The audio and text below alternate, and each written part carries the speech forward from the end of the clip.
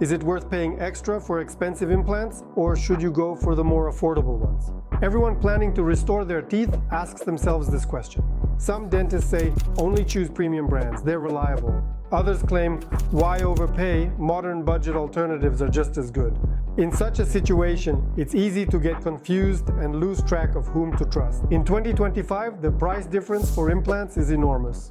Budget options can start at 20,000 rubles, while premium ones can cost several times more. But what lies behind this difference? Is it worth paying extra for the expensive option, or is the secret to successful implant placement something else entirely? Most people want to choose an affordable implant. And that makes sense, since price plays a key role.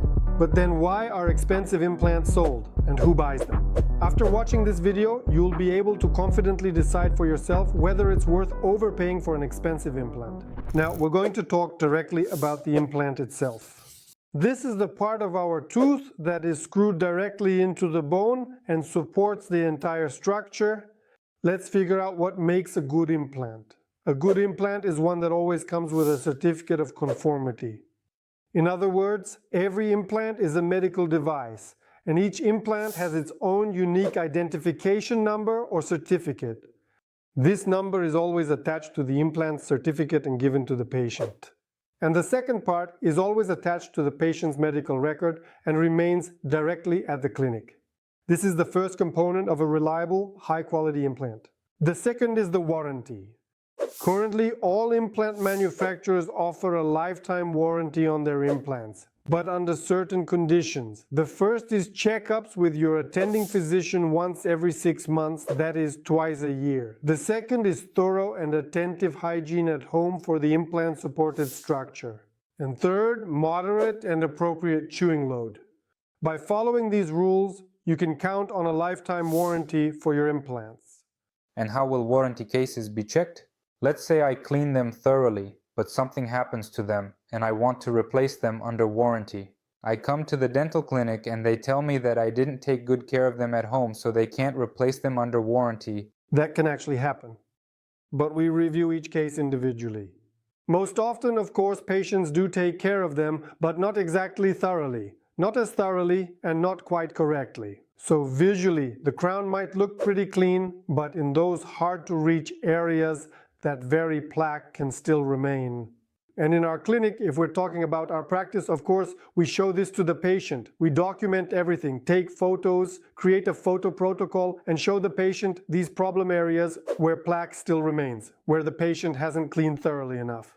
For the most part, of course, no one is blaming the patient indiscriminately, so to speak, but we look into each situation individually, examine it, but still one of the main reasons is plaque, it's hygiene, and that's immediately apparent. That's exactly why it's important to come in for a checkup once every 6 months. In other words, within that 6-month period, it's rare for something serious to happen, and we can catch any issues much faster. The third indicator of a good implant is the titanium grade, or the purity of the titanium. Most often this is measured in grades, and what we need is for it to be grade 4, that is no less than grade 4. What does that mean? It means that the implant itself, or more precisely, the titanium from which the implant is made, consists of 99% pure medical grade titanium with a minimal amount of impurities, which used to cause allergies and, let's say, implant rejection.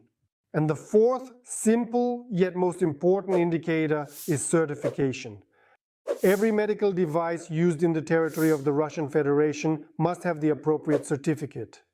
If an implant meets these 4 criteria, then you no longer need to worry and can confidently have such an implant placed. So, what is the actual difference between premium implants and inexpensive implants?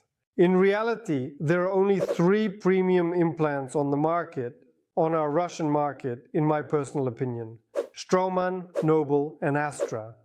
And these implants are considered premium only because these companies invest in education, in technology, and they are constantly adding and improving something. That's why, of course, they are rightfully called premium, because their product lines include implants with specific coatings. They, let's say, learn, well, let's put it this way, from their mistakes, yes, and are constantly improving their products, their implants. That's exactly why they are considered premium. And of course, this really helps doctors and most importantly ensures, let's say, well, a 100% success rate for integration.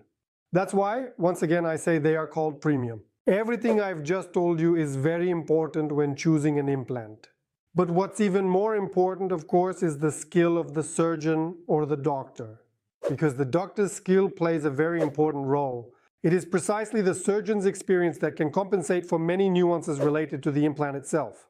An experienced surgeon knows all the intricacies of working with different implants or different implant systems, so the chances that the implant will take hold and everything will go well are significantly higher. In other words, the choice of the right surgeon matters more than the choice of implants. Take care of your health and keep up with our episodes. Subscribe! Don't forget to leave comments about which implant you think is the best, and give us a like so you see more useful videos. All the best to you. Take care of yourself and your loved ones.